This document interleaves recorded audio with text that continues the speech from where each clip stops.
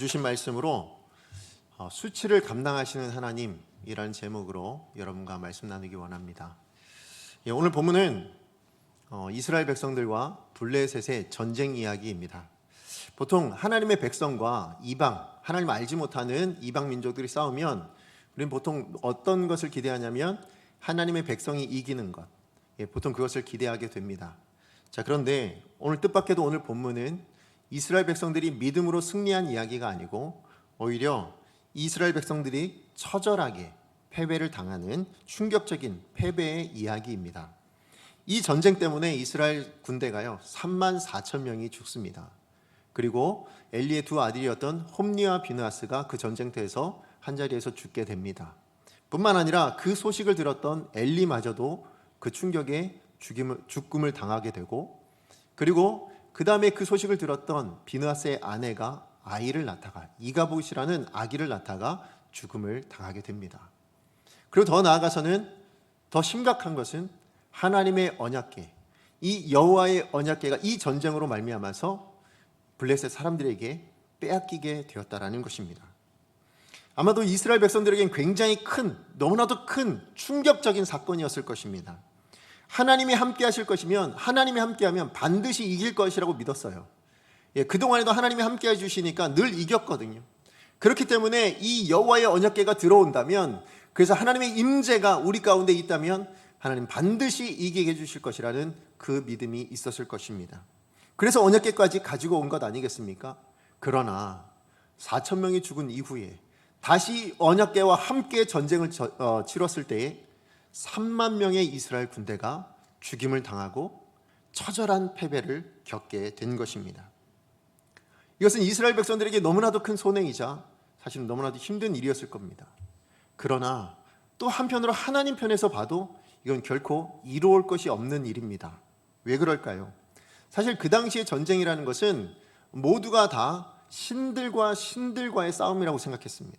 무슨 얘기냐면 그 민족의 신과 또 다른 민족의 신이 전쟁을 통해서 어느 신이 더 강한가 라는 것으로 보통 생각을 했거든요. 그러니까 이번에 이 전쟁도 이스라엘을 다스리시는 하나님, 이스라엘의 신이 되시는 하나님과 블레셋의 신 다곤입니다. 이 다곤이라는 신이 부딪혀서 싸웠는데 누가 이긴 거예요?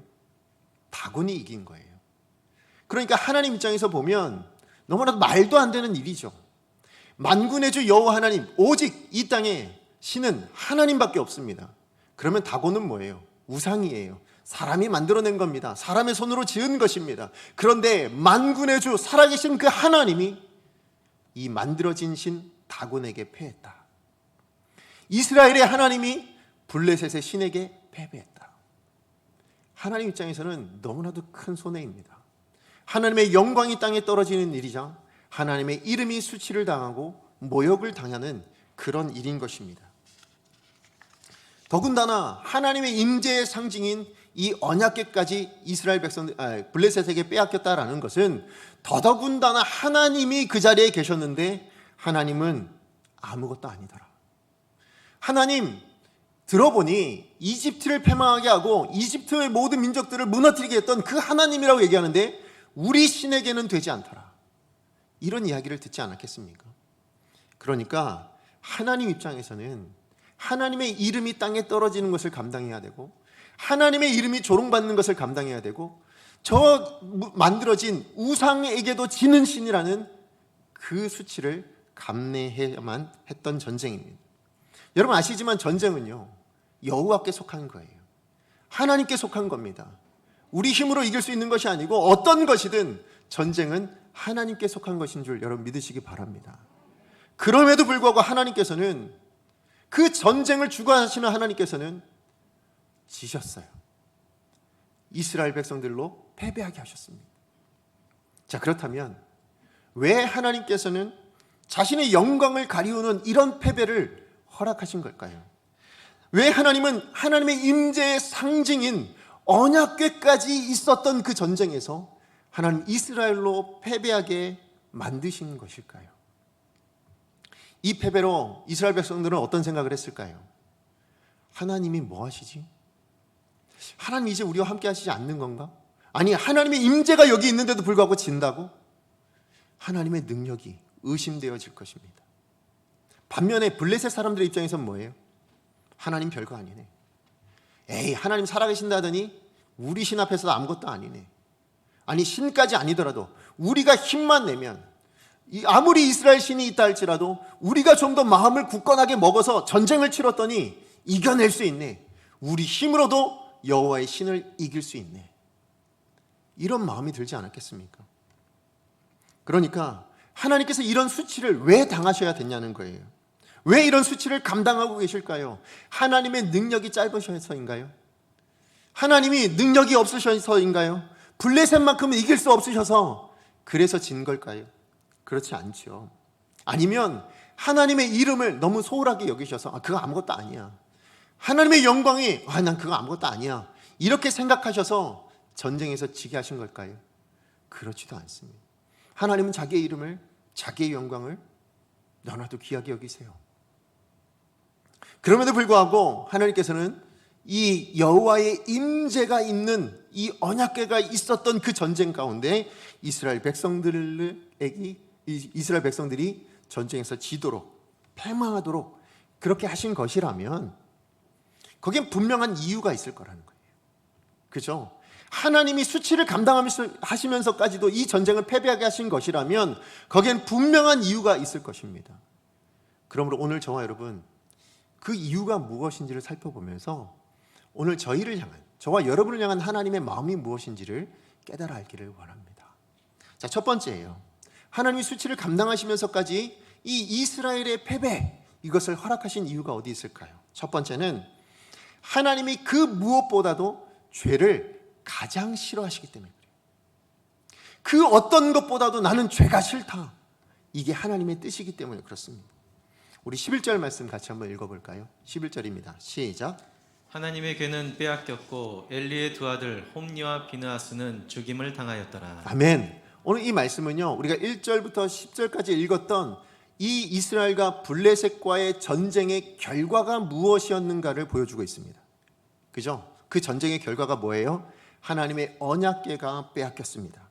하나님 편에서는 하나님의 임재와 영광의 상징인 그 언약궤가 빼앗김으로 말미암아 뭐가 된 거예요? 하나님의 임재도 땅에 떨어지고 하나님의 영광도 땅에 떨어지는 수치스러운 일이 일어나게 된 거예요. 하나님이 블레셋한테 졌다. 누가요? 블레셋 사람들은 그렇게 생각했을 거예요. 자, 그러면 그 결과로 나타난 그 다음 행보는 뭐여야 되는 거예요? 그 다음 결과는 뭐여야 됩니까? 하나님의 언약궤가 빼앗겼어요. 그럼 그 다음 결과는 그래서 하나님의 이름이 가리워졌더라. 그래서 하나님의 영광이 땅에 떨어졌더라. 아니면 하나님이 이름이 조롱을 당하더라. 뭐 이런 내용이 나와야 될 것 같은데 그 내용이 나오지 않아요.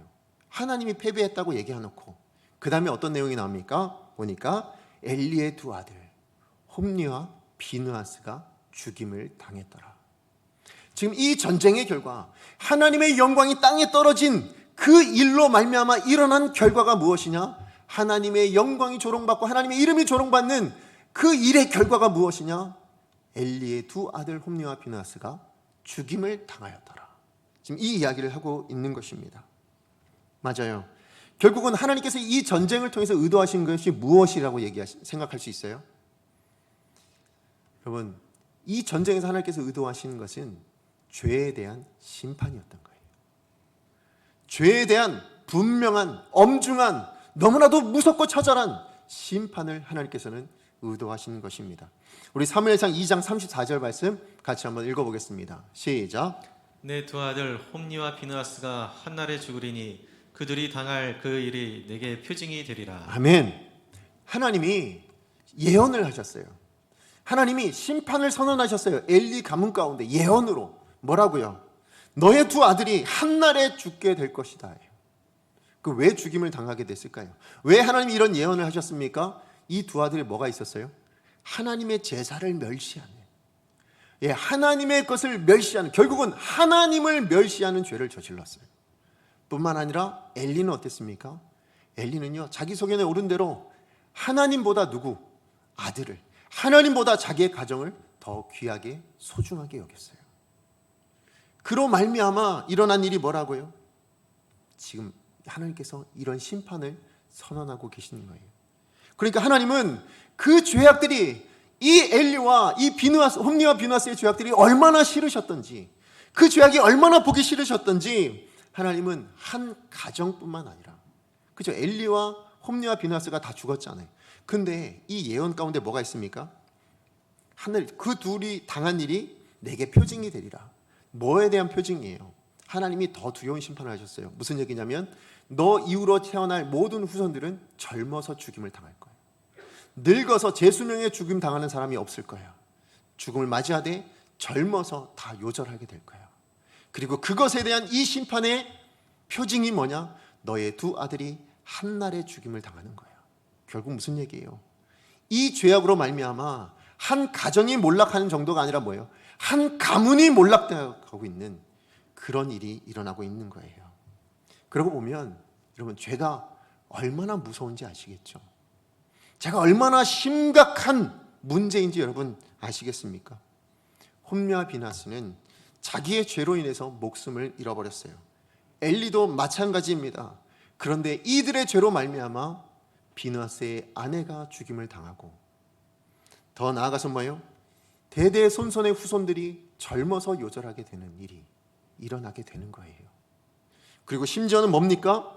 이들의 범죄로 말미암아 이스라엘의 군대 34,000명이 한날에 죽임을 당하게 되어집니다. 근데 여기서 우리가 한 가지 짚고 넘어가야 될 게 있어요. 그게 뭐냐면, 아니 홈리와 비누아스 때문에, 아니 이 엘리 때문에, 아니 이스라엘의 34,000명은 무슨 죄가 있습니까? 왜 이 사람들 죄 때문에 이 사람들이 죽어야 됩니까? 이런 마음이 혹시 들 수 있잖아요. 아니 하나님 너무하신 거 아니에요? 이런 마음이 들 수 있어요. 그런데 여러분, 이스라엘 백성들의 죽임도 사실은 그들의 죄 때문이에요. 무슨 얘기냐면, 여러분 엘리와 홈리와 비누아스는 뭐 했던 사람이에요? 제사장이에요. 근데 그 시대의 제사장이요, 하나님 앞에서 자기 소견대로 옳은 대로 하나님을 멸시하며 살았다면, 하물며 이스라엘 백성들은 어떻게 살았을까요? 더 심하면 심했지 아마 약하진 않았을 거예요. 그걸 어떻게 할 수 있느냐? 여러분 시편 말씀에 보면 바로 이스라엘의 그 시대의 이스라엘 백성들의 삶의 모습에 대해서 이렇게 말씀하시는 게 나와요. 우리 시편 78편 59절에서 61절 말씀입니다. 우리 같이 한번 읽어보도록 하겠습니다. 시작. 하나님이 들으시고 분내어 이스라엘을 크게 미워하사 사람 가운데 세우신 장막 곧 실로의 성막을 떠나시고 그가 그의 능력을 포로에게 넘겨주시며 그의 영광을 대적의 손에 붙이시고. 아멘. 지금 말씀해 보니까 하나님께서요 이스라엘 백성들을 미워하신대요. 미워하셔서 실로의 장막에서, 실로의 하나님의 성전이 있는 그 실로에서, 그 성막에서 떠나셨다고 얘기를 해요. 그러니까 하나님이 더 이상 이스라엘 가운데 머물지 않으시겠다라는 거예요. 그리고 나서 뭐예요? 그 이후로 하나님의 영광이 떠나니까, 하나님이 이스라엘 가운데 머물지 않으니까 어떤 일이 일어납니까? 전쟁 가운데 포로가 되어지는 일이 있었대요. 그런데 그것보다 더 심각한 일이 있었어요. 뭐예요? 그 전쟁의 포로로 말미암아 하나님의 영광마저도 누구의 손에? 대적의 손에 넘어가 버리고 말았대요. 하나님의 영광이 땅에 떨어지는 거예요. 대적의 손에 넘어가게 된 거예요. 자, 이 내용을 보면 딱 뭐가 떠올라요? 오늘 우리가 읽었던 이 본문 아닙니까? 그죠? 시편 78편의 이야기이지만 이 이야기의 배경은 어디입니까? 오늘 본문의 이스라엘과 블레셋의 모습인 거예요. 하나님이 실로에서 떠나셨습니다. 이스라엘에서 떠나셨습니다. 그로 말미암아 이스라엘과 블레셋이 전쟁을 했는데 누가 졌어요? 이스라엘이 졌어요. 그리고 하나님의 언약궤마저도 블레셋에게 빼앗김으로 하나님의 영광이 저 대적들의 손 가운데 넘어가게 되었다라는 거예요. 자, 그러면 이런 결과가 일어난 이유가 뭘까요? 무엇 때문에 이런 결과가 일어났다고 얘기할까요? 하나님이 뭔가를 들으셨대요. 그리고 그 들은 것 때문에 화가 나셔서, 분노하셔서 이런 일을 하셨다고 얘기합니다. 자, 뭘 들으셨을까요? 자, 그게 우리가 읽었던 이 본문 바로 전에 나와요. 자, 시편 78편 56절에서 58절입니다. 같이 한번 읽어봅니다. 시작. 그러나 그들은 지존하신 하나님을 시험하고 반항하여 그의 명령을 지키지 아니하며 그들의 조상들 같이 배반하고 거짓을 행하여 속이는 활같이 빗나가서 자기 산당들로 그의 노여움을 일으키며 그들의 조각한 우상들로 그를 진노하게 하였으며. 아멘. 오늘 여기 나온 내용들이 뭐예요? 이스라엘의 범죄인 거예요. 그냥 엘리와 비느하스, 홈리와 비느하스의 범죄가 아니라 온 이스라엘의 범죄가, 악행이 여기에 기록되어 있습니다. 맞아요. 이스라엘이 하나님 앞에 범죄했어요. 하나님 앞에서 죄악을 지었습니다. 이 죄악들 때문에 어떻게 하신 거예요? 블레셋과의 전쟁 가운데서 패배하게 하신 거예요. 이 모든 것이 결국은 뭐예요? 홈리와 비느하스, 엘리의 가정뿐만 아니라 이스라엘의 죄악 때문인 거예요. 죄악 때문에 일어난 하나님의 심판이었다, 그렇게 말씀하고 있습니다. 그래요, 하나님은요 절대로 죄를 가볍게 여기지 않으십니다. 그것이 여러분이 생각하기엔 작다고 여겨지고 별거 아니라고 여겨지는 죄라 할지라도 하나님은 결코 가볍게 여기지 않으세요. 죄는 뭐예요? 죄의 결과는 뭘까요? 죄의 결국은 뭡니까? 사망이에요. 죽음이에요. 하나님은 그렇게 죄를 여기십니다. 하나님은 죄를 너무나도 싫어하십니다. 그 어떤 것보다도 싫어하십니다. 우리 시편 5편 4절에서 5절입니다. 하나님의 마음이에요. 한번 읽어보겠습니다. 시작. 주는 죄악을 기뻐하시니 아니시니 악이 주와 함께 머물지 못하며 오만한 자들이 주의 목전에 서지 못하리이다. 주는 모든 행악자를 미워하시며. 네, 하나님은 모든 행악자를 미워하신다고 얘기합니다. 하나님은 악한 자를 미워하고 악한 일을 미워하고 악한 것을 미워하고 죄를 미워하시는 분이세요. 얼마나 미워하실까요? 얼마나 싫어하실까요? 하나님의 택한 백성, 하나님의 자녀된, 그래서 기뻐서 구원하신 그들이 패배하게 내어두실 정도로, 그냥 패배하도록 만들어 가실 정도로 싫어하신대요. 더더군다나 그로 말미암아 내 영광이 땅에 떨어지는 한이 있더라도, 내 이름이 저들에게, 적들에게 조롱을 받는다 할지라도 나는 죄가 더 싫어. 그렇게 하나님께서 죄를 싫어하신다고 말씀하시는 것입니다. 여러분, 오늘날 우리가 아는 바처럼 십자가에 예수님이 달려 죽으시게 하시기까지 독생자인 자기의 사랑하는 하나밖에 없는 그 아들을 십자가에 내어 죽게 만들 정도로 하나님은 죄가 싫으세요. 죄를 볼 수가 없는 분이세요. 여러분, 여러분 마음 안에는 어떠세요? 여러분 마음 안에는 뭐가 있으세요? 여러분 마음을 보시고 하나님은 어떤 마음이실까요? 기뻐하실까요? 아니면 미워하는 마음이, 내가 밉다, 너희의 마음을 보니까 내가 기쁘다, 이래야 되는데 너희의 마음을 보니까, 너희의 행실을 보니까, 너희 입술에 담겨져 있는 말을 보니까 내가 밉다. 혹시 그런 마음이실까요? 여러분 자신을 한번 돌아보시기 바랍니다. 누구의 눈으로? 하나님의 눈으로, 하나님의 마음으로 여러분 자신을 좀 돌아보세요.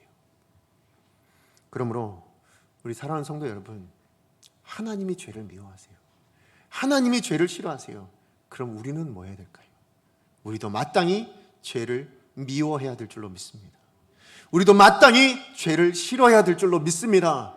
그런데 죄를 미워하라 이러면 우리는 누구를 생각하냐면, 나를 생각하지 않고 누굴 생각해요? 다른 사람의 죄를 생각해요. 내 옆에 있는 다른 사람, 내 가장 가까운 사람이라 할지라도 저 사람의 허물과 잘못만 생각할 때가 많아요. 그러나 기억하세요. 하나님은 다른 사람의 죄에 대해서 관심을 갖는 것이 아니라 누구의 죄? 나의 죄에 관심이 있으신 거예요. 여러분의 죄에 관심이 있는 거예요. 여러분의 악한 것에 관심이 있으세요. 그래서 뭘 두려워하셔야 돼요? 내가 악한 일을 행하는 것을 두려워하시기 바랍니다. 내가 죄를 범할까 두려워하시는 저와 여러분이 되셔야 돼요. 내 입술로 악한 말을 할까, 내 행동으로 악한 일을 행할까, 이것을 두려워하실 수 있는 저와 여러분이 되어야 될 줄로 믿습니다. 왜요? 하나님은 죄를 싫어하시니까. 하나님은 그 악한 것을 반드시 심판하실 하나님이시기 때문에 그렇습니다. 자, 그런가 하면 두 번째로, 이스라엘에게 패배를 허락하신 이유는 어디 있는가? 두 번째는요, 하나님의 정하신 뜻을 이루시기 위해서, 하나님이 뜻을 정하시고요, 그것을 이루어내시기 위해서 이 패배의 자리로 오게 하셨대요. 자, 우리 다시 말해서 하나님은요, 말씀하신 대로 반드시 이루시는 하나님이에요. 아까 제가 본문에 앞서도 말씀드렸지만 이 전쟁은요, 엘리와 두 아들을 향한 심판의 말씀을 성취하기 위해서 일어난 전쟁이라고 제가 말씀을 드렸어요. 우리 사무엘상 2장 25절 하반절 말씀인데요, 우리 하반절만 같이 한번 읽어보겠습니다. 시작. 그들이 자기 아버지의 말을 듣지 아니하였으니 이는 여호와께서 그들을 죽이기로 뜻하셨음이더라. 예, 하나님이 뜻을 정하셨대요. 이 엘리의 두 아들들에게 하나님이 뜻을 정하셨는데 그게 뭐예요? 죽이기로, 다시 얘기해서 심판하기로 뜻을 정하셨다고 얘기합니다. 예, 홈리와 비느하스를 그들의 죄로 말미암아 심판하기로 뜻을 정하시는 거예요. 자, 그래서 결국 이 전쟁은요, 어떻게 보면 이 뜻, 이것을 성취하기 위해 일어난 전쟁이라 해도 과언이 아니에요. 어떻게 알 수 있느냐? 여러분 1절 말씀 우리 같이 한번 읽어보겠습니다. 4장 1절입니다. 시작. 사무엘의 말이 온 이스라엘에 전파되니라. 이스라엘은 나가서 블레셋 사람들과 싸우려고 에베네셀 곁에 진치고 블레셋 사람들은 아벡에 진쳤더니. 아멘. 오늘 1절 말씀을 보면요, 약간 좀 이렇게 잘 깊이 생각해 봐야 될 부분이 있어요. 뭐냐면 보통은 이스라엘 백성들이 사사기를 제외하고, 사사기에 그러니까 여호수아죠, 가나안 땅을 정복하기 위한 전쟁을 제외하고는요, 거의 대부분 침략을 받았을 때 그에 대한 방부, 그에 대한 대응으로 전쟁을 치렀어요. 그러니까 이스라엘이 먼저 전쟁을 건 적이 별로 없어요. 예, 그냥 침략해온 적들을 싸우는 것, 그들과 대항해 싸우는 일들이 거의 대부분이거든요. 그런데 오늘 본문 말씀을 보면 블레셋이 먼저 쳐들어왔다라는 것으로 보이지 않습니다. 그죠? 오늘 말씀해 보니까 뭐라고 되어 있습니까? 이스라엘은 나가서 블레셋 사람과 싸우고라고 되어 있어요. 그리고 블레셋 사람들이 또 진을 치게 된 거예요. 다시 얘기하면 뭐예요? 본래 만약에 이스라엘에 블레셋이 쳐들어왔다면 본문은 이렇게 진행됐을 거예요. 블레셋 사람들이 군사를 이끌고 이스라엘에 쳐들어왔다. 아니면 블레셋이 이스라엘을 공격하기 위해 진을 쳤다. 이게 먼저 나왔을 거예요. 그래서 이스라엘도 대항하여 어디 편에 진을 쳤다. 아마 이렇게 나왔어야 될 겁니다. 자, 그런데 그렇게 표현되어 있지 않고 이스라엘이 나갔어요. 뭐 하러 나간 거예요? 블레셋 사람들과 싸우려고 나갔다고 얘기하고 있어요. 그러니까 지금 이 전쟁은 왜인지는 모르겠지만 이스라엘이 먼저 도전한 거예요. 이스라엘이 먼저 느닷없이 블레셋을 치겠다고 전쟁을 선포한 거예요. 자, 그런데 이 이스라엘의 블레셋과의 전쟁에서 누가 이깁니까? 블레셋이 이겨요. 그래갖고 이스라엘 군대가 몇 명이 죽어요? 4,000명이 죽어요. 여러분, 4,000명이 죽어서 패배했어요. 자, 그럼 이스라엘은 어떻게 해야 될까요? 일단 자기 전열을 가다듬어야 되지 않겠습니까? 그죠? 그럼 항복을 하든지 아니면 좀 훗날을 도모하기 위해서 후퇴를 하든지, 이게 보통 상식이에요. 그리고 훗날을 도모해서 또 쳐들어가야 될 거 아닙니까? 아니면 싸우려 해야 되는 거 아니에요? 그런데 비상식적인 일이 일어나요. 어떤 일이 일어납니까? 왜 졌지? 라고 묻고는 어떻게 생각해요? 이스라엘 장로들이 회의를 합니다. 회의를 해서 다시 이길 방법을 강구해내요. 어떻게 하면 이길 수 있는지 방법을 강구해내는데 그 방법이 뭐예요? 하나님의 언약궤를 이스라엘 이 전쟁의 진영 가운데로 가져오자라는 거예요. 근데 사실은 이 실로의 성막이 세워진 이후에 하나님께서 어떻게 명령하셨냐면, 언약궤 있는 곳에 이스라엘 백성들이 와야지 이스라엘 백성들이 있는 곳에 언약궤가 가도록 만들지 않으셨거든요. 그러니까 이건 지금 잘못된 생각이에요. 그동안의 이스라엘 관례를 깨는 생각인 거예요. 자, 그런데 그래서 이 이스라엘 관례를 깹니다. 자, 그래서 어디에 있던 실로에 있었던 그 하나님의 언약궤가 어디로 오게 돼요? 전쟁터로 오게 돼요. 자, 그런데 그 전쟁터로 이 언약궤가 오게 되니까 누가 따라올 수밖에 없어요? 홈리와 비느하스가 따라올 수밖에 없게 된 거예요. 원래 홈리와 비느하스는 전쟁터에 있지 않았어요. 거기에 따라가지 않았어요. 죽지 않아도 될 사람이었어요. 그런데 이 일들이 이렇게 진행되어 어떻게 된 거예요? 홈리와 비느하스가 전쟁터로 오게 되었고 그 전쟁에서 죽임을 당하게 된 거예요. 그러고 보면 이 일련의 과정들은 뭐라고 얘기할 수 있어요? 홈리와 비느하스를 죽이기로 작정하신 이 하나님의 뜻이 성취되어져 가는 과정이라고 얘기할 수 있지 않습니까? 그죠? 이스라엘이 먼저 블레셋에게 도전했기 때문에 전쟁이 일어나게 됐어요. 1차전에 4,000명이 죽었는데 그 패배를 수습하고자 이스라엘의 장로들이 모여서 의논한 결과가 뭐예요? 언약궤를 가져오자라는 거예요. 그래서 안 와도 될 누가? 홈리와 비느하스가 전쟁터로 오게 되었고, 결국 그 전쟁터에서 홈리와 비느하스는 하나님의 뜻대로, 하나님이 말씀하신 대로 죽임을 당하게 되는 그런 일이 일어나게 된 겁니다. 그러고 보면 오늘 본문에 나오는 이 사무엘상 4장에 나오는 모든 사건이요, 그리고 모든 사람들의 결정들이요, 이건 결국은 뭐예요? 홈리와 비느하스가 죽음에 이르도록 하는 방향으로만 가고 있어요. 이들이 회복되어지거나 구원받는 방향으로 간 게 하나도 없어요. 다 뭐예요? 결국엔 전쟁터에서 너 죽어야 되니까, 한날에 죽어야 되니까 라는 그 방향으로만 이들의 인생이 이끌어져 가고 있는 거예요. 본인의 의도도 아닌데 그렇게 되어져 가고 있는 것입니다. 결국 뭘 얘기할 수 있습니까? 하나님은요, 하나님께서 정하신 뜻이라면, 하나님께서 말씀하신 바라면 반드시 이루시는 분이심을 여러분 믿으시기 바랍니다. 그게 심판이면 심판대로 하나님께서 이루실 것이고, 그게 은혜라면 은혜가 되도록 하나님께서는 만들어 가실 줄로 여러분 믿으시기 바랍니다. 그래서 하나님은요, 심판에 이르게 할 때는 로마서 1장 28절에 뭐라고 하냐면, 하나님을 싫어하는 마음을 그 상실한 마음대로 내어버려 두신대요. 그렇게 해서 결국은 심판의 자리에 가도록 만들어 놓으신다고 얘기합니다. 바로는 어땠어요? 하나님께서 마음을 강팍하게 하심으로 결국엔 하나님의 심판을 받게 되지 않습니까? 그러니까 하나님은 그렇게 심판을 정하시면요, 심판이 되도록 그렇게 만들어 가시는 분이세요. 그런데 반대로 하나님 심판만 하시나요? 그러지 않죠. 하나님 은혜를 주시기로 결정하시잖아요. 그럼 반드시 은혜 받게 하시는 거예요. 하나님이 구원을 주기로 작정하시잖아요. 그러면 반드시 구원을 주시는 하나님이신 줄 믿으시기 바랍니다. 그래서 우리가 이 자리에 있잖아요. 그죠? 하나님 우리를 구원하기로 작정하셨기 때문에 우리가 이 자리에 있지, 내가 믿어 구원받아야지 이래서 오신 분 계세요? 없어요.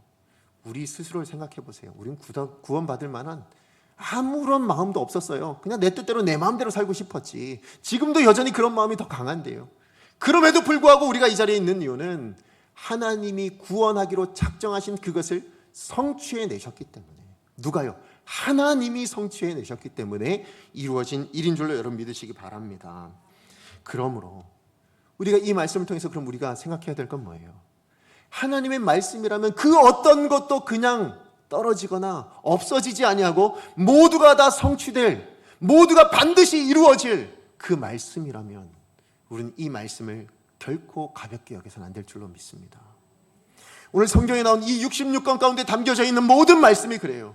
여러분이 보시기에 어떤 것은 의미가 있고 어떤 것은 의미가 없다고 여겨질지 할지라도, 그러나 그렇지 않다라는 거예요. 이 안에 있는 어떤 말씀이라도 우리는 결코 가볍게 여겨서는 안 됩니다.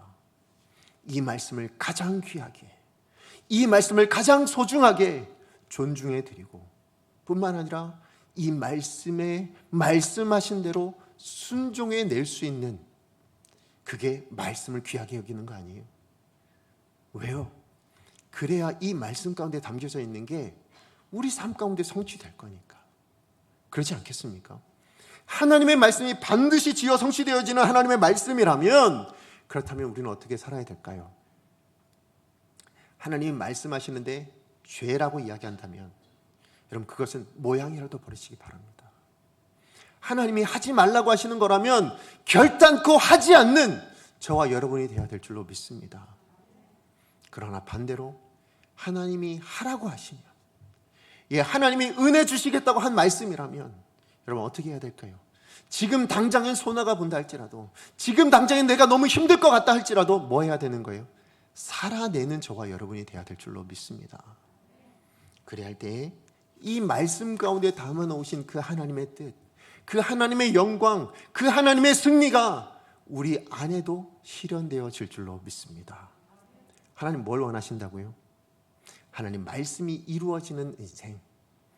그래서요, 이 홈리와 비느하스처럼요, 자기 인생이 점점 어디로요? 심판의 자리로만 이끌어져 가는, 내 결정을 했는데 그것도 심판이고, 결국엔 내가 어떤 일을 했는데 그것도 결국엔 심판이 되어지는 그런 인생 되지 않으셨으면 좋겠어요.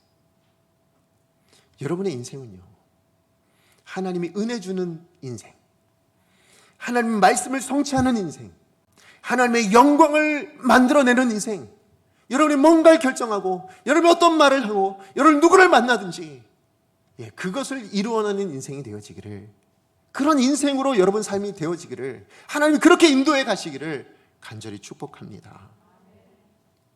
말씀의 결론을 맺습니다. 하나님은요, 자기를 뜻하신 바, 하나님이 뜻하신 바는 반드시 이루시는 하나님이세요. 그것을 이루시기 위해서는 하나님의 백성들뿐만 아니라 믿지 않는 사람들의 모든 생각과 감정들을 움직이시고 심지어는 모든 나라들까지도 움직이시는 분이 하나님이심을 여러분 믿으셔야 돼요. 자, 그런데 그렇게 온 우주 만물을 다스릴 수 있는 분, 그렇게 온 우주 만물을 주관하시고 운행하시는 그 하나님이 싫어하는 게 하나 있으시대요. 그게 뭐라고요? 죄가 그렇게 싫으시대요. 죄가 그렇게 미우시대요. 어느 정도로요? 하나님의 언약궤를 빼앗기도록 내어둘 만큼 하나님의 임재의 상징인, 하나님의 영광의 상징인 그것이 땅에 떨어지는 한이 있더라도 나는 죄가 싫어, 나는 죄가 미워, 나는 악한 것이 너무나도 싫어 라고 말씀하시는 하나님이시라는 것입니다. 그렇다면 여러분, 그래서 하시는 게 뭐예요? 심판인 거예요. 그 마음을 드러내시기 위해서 행하시는 게 뭐라고요? 심판이라는 거예요. 그러나 하나님의 심판은 그게 전부일까요? 그래서 너 악한 일을 행했으니까 너 죽어야 돼, 너 이제 멸망당해야 돼, 이게 하나님의 목적입니까? 그렇지 않습니다. 하나님의 생각은요, 심판 자체에 있지 않아요. 여러분, 예레미야 29장 11절 말씀이요. 우리 같이 한번 읽어보겠습니다. 시작. 여호와의 말씀이니라. 너희를 향한 나의 생각을 내가 아나니 평안이요 재앙이 아니니라. 너희에게 미래와 희망을 주는 것이니라. 아멘. 하나님의 마음은 어디에 있다고요? 우리의 미래에 있대요. 하나님, 우리의 미래가 평안하기를 원하신답니다.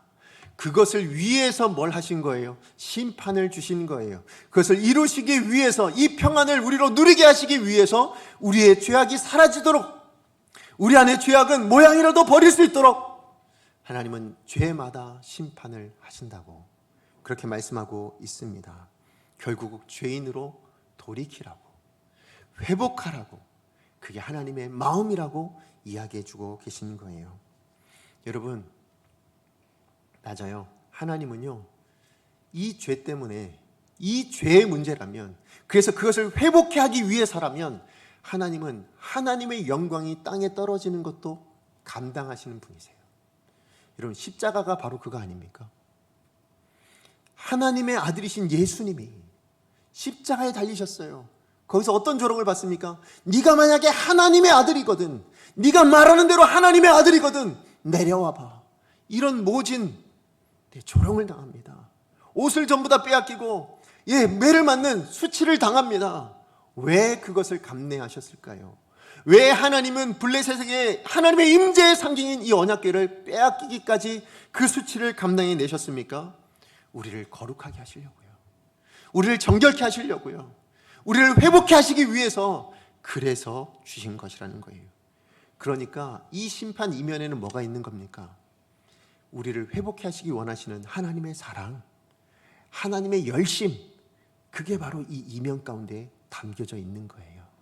그래서 여러분, 이 말씀 4장의 끝에 가면 비나스의 아내가 아기를 낳다가 죽어요. 그리고 그 아기 이름을 뭐라고 짓냐면 이가봇이라고 짓습니다. 근데 이가봇의 뜻이 뭐냐면 영광이 없다라는 뜻이에요. 그러니까 이스라엘에 이제 하나님의 영광이 떠나가서 더 이상 영광이 머물러 있지 않다라는 의미입니다. 맞아요. 죄로 말미암아서예요. 이스라엘의 죄로 말미암아서 하나님의 영광이 이스라엘에게서 떠나갔습니다. 그러나 하나님은 그 영광이 떠나갔다라는 그것을 감내해 내시면서도 뭘 원하시고 있는 거예요? 이스라엘을 회복시키고 싶다라는 그 뜨거운 마음이 있다라는 것을 여러분, 그것을 발견해 내실 수 있어야 돼요. 그래서 제가 이 말씀을 마지막으로 이제 결론을 내면서 하나님 앞에 기도했어요. 하나님, 이렇게 마무리하면 됩니까? 하나님께서 죄를 싫어하십니다. 그래서 심판하시는 하나님이십니다. 이렇게 마무리하면 될까요? 이렇게 하는데, 기도하는데 하나님이 주신 마음이 있어요. 그게 뭐였냐면, 여러분, 하나님이 실패하셨잖아요. 그죠? 분명히 이스라엘의 패배로 말미암아 사실은 하나님의 영광이 땅에 떨어지는 거예요. 그 사건이 일어났어요. 그런데 그 사건에 뭘 담아 놓으셨어요? 죄에 대한 심판도 담으시고 하나님의 뜻을 이루시겠다라는 하나님의 그 뜻도 담아 놓으셨고, 게다가 뭐도 담아 놓으신 거예요? 나 너 회복했으면 좋겠어라는 마음까지도 담아 놓으신 것을 보게 됩니다. 결국은 하나님은요, 지금 겉으로 드러나는 그릇이 중요한 것이 아니라 그 그릇에 뭘 담으실 것인가에 관심이 있으신 거예요. 그렇죠? 그러니까 오늘 이 패배의 사건을 통해서도 하나님은 하나님의 뜻을 담아내시고 하나님의 역사를 진척시켜 나아가시는 그 은혜를 담아 놓으셨잖아요. 그렇죠? 십자가를 통해서 하나님 뭘 담아 놓으셨어요? 예수 그리스도의 죽음이라는 그 실패를 통해서 하나님 뭘 담아 놓으셨어요? 온 백성, 온 민족을 구원하시는 그 구원을 담아 놓으셨잖아요. 그러니까 하나님은 그 십자가의 죽음이 그것보다 뭐가 관심이 있으신 거예요? 그 안에 담겨진 구원, 회복, 그 영광, 그 능력, 그 승리, 그게 하나님께 더 관심이 있으신 거예요. 그래서 제가 이것을 보면서 아, 그래, 맞다. 오늘 이 말씀을 보면 이스라엘은 바로 우리인 거예요. 그렇죠? 우리도 이렇게 실패할 때가 있어요. 우리도 세상 가운데 지나보면 하나님이 원하시지 않는 일들을 행함으로 우리도 넘어질 때가 있어요. 우리도 패배할 때가 있어요. 그런데 그게 그릇이더라고요.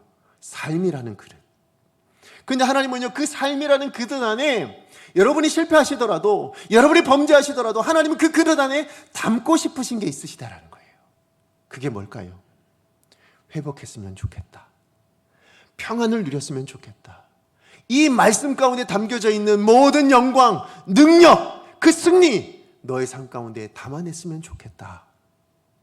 이게 하나님 아버지의 마음이시더라고요. 이게 오늘 저와 여러분을 향한 이 말씀을 통해서 주시는 하나님의 기대인 줄 여러분 믿으시기 바랍니다. 하나님은 여러분이 실패하심을 통해 하나님이 수치당할 수 있어요. 그러나 그것을 감내하세요. 왜 감내하신다고요? 여러분 삶 안에 뭔가를 담아주기 원하셔서, 여러분 삶 안에 뭔가 하나님의 것을 담아내기를 원하셔서요. 근데 그 하나님의 것은 여러분에게 좋은 것인 줄 여러분 믿으시기 바랍니다. 여러분에게 좋지 않은 것이 아니에요. 심판이 아니에요. 심판이 끝이 아니에요. 여러분 안에 하나님의 말씀을 담기를 원하시고요, 이 말씀을 통하여 주시는 은혜를 담기를 원하시고요, 이 말씀을 통해서 나타나는 하나님의 능력과 영광과 승리가 여러분 삶을 통해서 담아지기를 하나님 원하신다는 거예요. 여러분 그런 인생 사셨으면 좋겠습니다. 여러분의 인생의 끝에 섰을 때 하나님, 내 인생을 바라보니 내 인생이란 그릇 안에 이런 영광스러운 하나님의 역사를, 하나님의 말씀을 담아주셨군요. 내 인생의 면면을 보면 실패인데, 내 인생의 면면을 보면 깨어져 있는 것 같은데, 구멍투성이인데, 이런 그릇 안에도 하나님의 영광을 담아주시다니, 하나님의 능력을 담아주시다니 감사합니다. 하나님을 찬양합니다. 이 고백이 있는 저와 여러분 되시기를 간절히 축복합니다. 누가 이루실까요? 여러분이 아니고 하나님이 이루시고 담아주실 줄로 믿습니다. 그러므로 여러분 기대하고 나가세요. 오늘 이 자리에서 여러분 회개하시고, 하나님 죄를 싫어하시니까 회개하세요. 그리고는 기대하는 마음으로 나가세요. 오늘 하나님 내 인생에 뭐 담아주실 거예요? 하나님 내일은 또 뭘 담아주실까요? 이런 기대가 있는 저와 여러분 되셨으면 좋겠어요. 하나님은 여러분을 기대하십니다.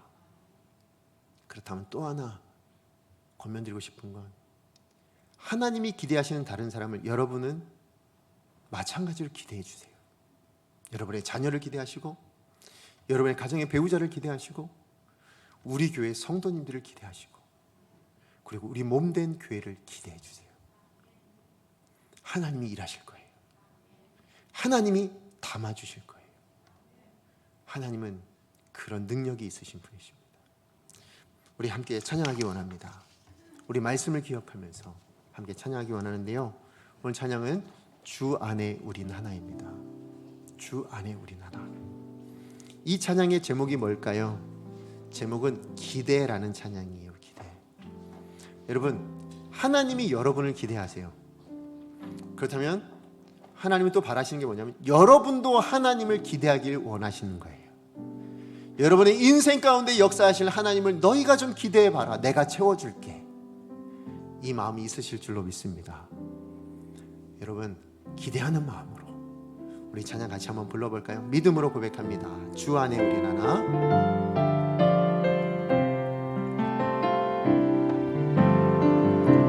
주 안에 우린 하나, 모습은 달라도 예수님 한 분만 바라네. 사랑과 사랑과 선행으로 서로를 격려합니다. 서로를 따스함으로 따스함 하나님이 기대하시는 사람들이에요. 우리 모두가 주님 우리 안에 주님 우리 안에 함께 하시니 형제자매의 기쁨과 슬픔 느끼네. 내 안에 있는 주님 모습 보내. 그분 기뻐하시네.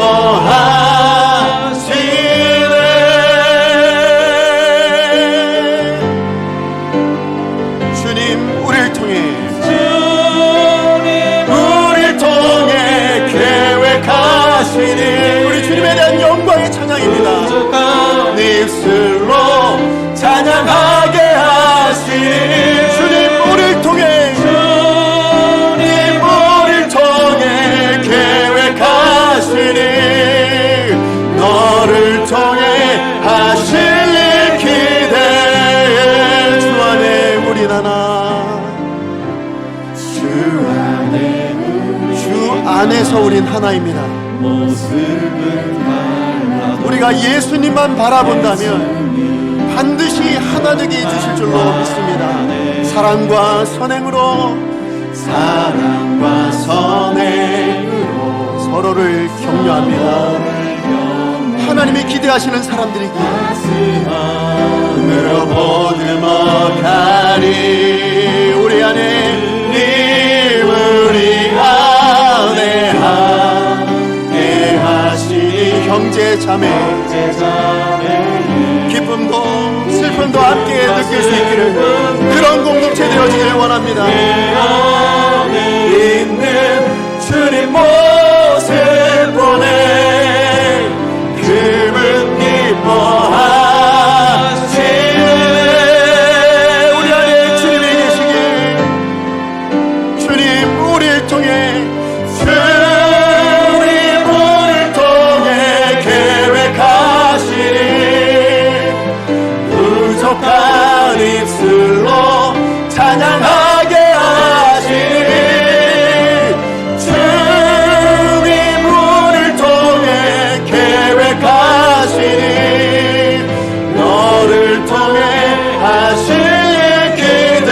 주님 우리를 통해 계획하시니 주님 우리를 통해 계획하시니 부족한 입술로 찬양하게 하시니 주님 우리를 통해 계획하시니 나를 통해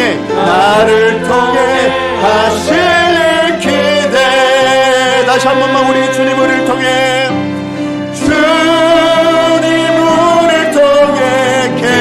계획하시니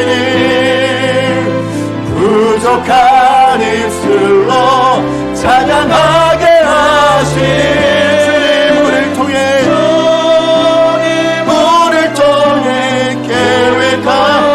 우리를 통해 하실 일 기대. 우리 교회를 통해 하실 일들을 기대하며 우리 이 시간에 기도하기를 원합니다. 우리 찬양의 가사를 기억하면서 오늘 주신 말씀을 기억하면서 함께 합심하여 기도하기를 원합니다. 예, 하나님, 우리는 하나님이 기대하시는 사람들입니다. 우리 교회는 하나님이 기대하시는 교회입니다. 그렇기 때문에 우리는 죄는 모양이라도, 악한 것은 모양이라도 버려야 할 줄로 믿습니다. 먼저 나부터 버리게 하여 주시옵소서. 내 마음에 있는 모든 악한 것들, 그것이 미움이면 미움을 버리게 하여 주시고, 그것이 시기하는 것이라면 시기하는 것을 버리게 하여 주시고, 아니면 다른 어떤 악한 것이랄지라도 모두 다 버려낼 수 있게 하여 주시옵소서. 하나님의 뜻이 아닌 것이라면 모두 다 버릴 수 있는 우리가 되게 하여 주시옵소서. 그리고 우리는 하나님의 뜻을 이루어내는, 하나님의 기대를 이루어낼 수 있는 복된 인생 되게 하여 주시옵소서. 주여 능력을 주옵소서. 오늘 시간 하나님 앞에 기도합니다. 주여 능력을 주옵소서. 하나님 시간 주 앞에 기도하며 나아갑니다. 그렇습니다. 하나님의 기대를 이루어낼 수 있는 하나님의 사람들이 여기 있습니다. 하나님의 기대를 이루어내기 위하여 부르신 하나님의 백성들이 이 자리에 있습니다.